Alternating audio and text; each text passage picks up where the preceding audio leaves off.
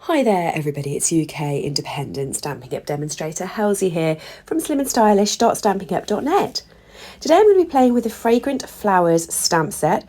This is the cling stamp set and it's absolutely beautiful. And then I'm also going to be playing with the Favoured Flowers Designer Series paper. So this paper is amazing. There are 12 sheets of 12 by 12 with 6 different double-sided designs, and it is completely free during Sale-a-Bration. So if you spend £45 with me from my store, slimandstylish.stampingup.net, you can add this to your cart for free. It's stunning. These are all of the designs. I'm going to flip it in a minute so you can see that the back has some gorgeous geometric designs that go with it. The colour scheme is basic black, blackberry bliss, calypso coral, evening evergreen, fresh freesia, mossy meadow and petal pink. I'm going to be using this paper for a series of videos to show you how you can get some gorgeous designs out of it. And I'm going to be teaming it up with a stamp set.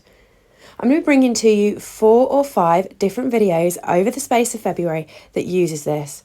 So what I'm going to do is I'm going to take this big sheet of 12 by 12 and I'm going to fussy cut out the flowers, and I'm going to fussy cut all of them out.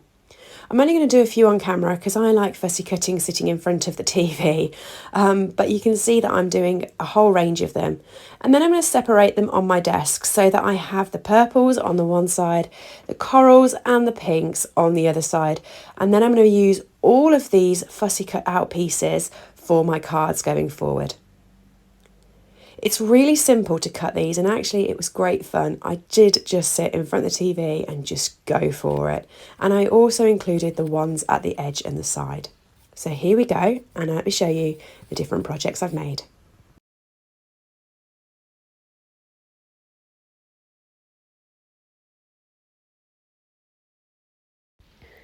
For this card, I've decided to go with a split effect.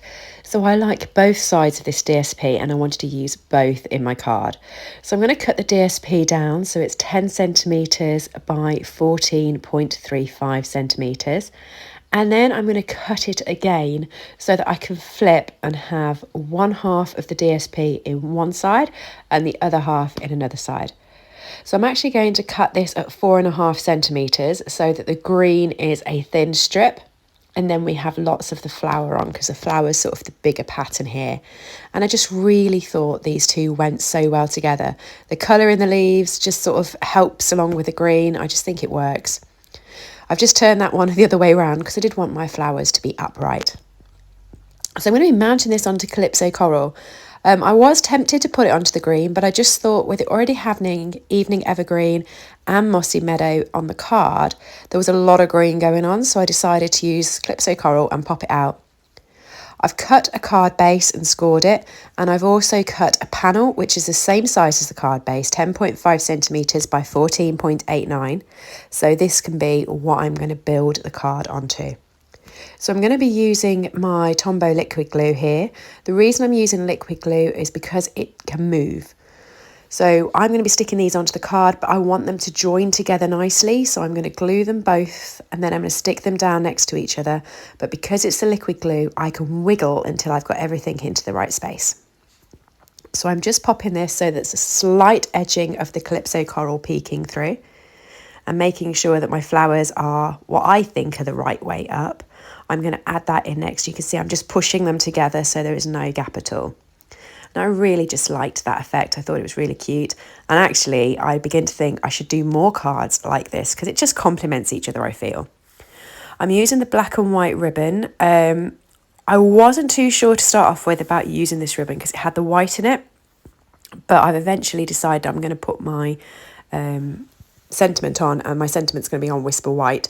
So that will at least make the white make sense. So I'm just going to tuck this around the back of the card and stick it down again. And then I'm going to look for the different bits that I can pop onto the front of the card to make this work. So I'm going to be looking through the Calypso Coral and the Petal Pink flowers to see exactly which ones I want. I've got the big one and I've also got the little ones. And I wasn't really sure until I'd done the sentiment which one I wanted to use.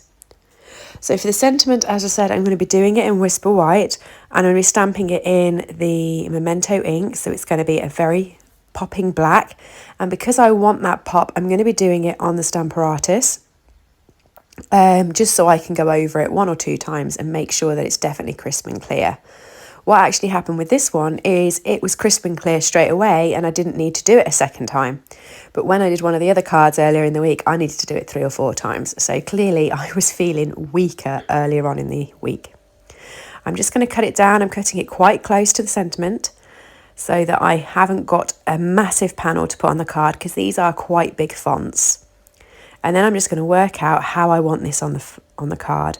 And I decided I was better with the larger flower than I was with the little flower. But I also had one of these big flowers that was at the side of the DSP. So when I said earlier, carry on cutting even if it's at the edge of the DSP, this is exactly what I mean. It still worked, but I haven't wasted a flower by chopping it towards the side. And I really liked that. It was the best of both worlds between the big and the little. And then I'm just going to stick the sentiment on as well.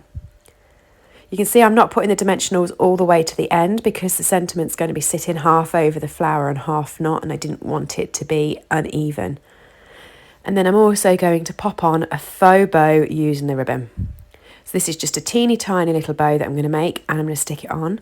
There was 2 different places I was unsure about where to put it, one at the bottom of the card and one just above the sentiment, and just above the sentiment one. Because I've done it as a small bow, I'm going to be using a glue dot to stick it down. It just made it a lot cleaner and a lot easier to do. So snipping the corners off to make them look quite nice and neat. I do come back and snip the other side off quite a bit in a minute, you'll see, because as I decided to put it over my sentiment, look, it covered my font. So I just decided to snip that tail there and pop it down so that it didn't cover the actual sentiment like that. So it's like a one-tailed bow in the end. But yeah, I thought this card really popped, but I feel if it had been all the flower DSP, it probably wouldn't have looked as effective. So I did quite like having the green just to stabilise it. Finally, I'm going to stick it onto my cardstock. So I'd already cut and scored this earlier, so I'm just sticking this down flat onto there. And then I'm going to be using the metallic enamel effects just to add some embellishment bits around the side. I'm only going to be doing a few because I feel this card is already quite busy. So what do you think? I love this card and I'm really enjoying playing with this paper. I know it was free, but I've used nearly all of it already. Let me know what you think in the comment section below, and have a lovely day. Bye everyone.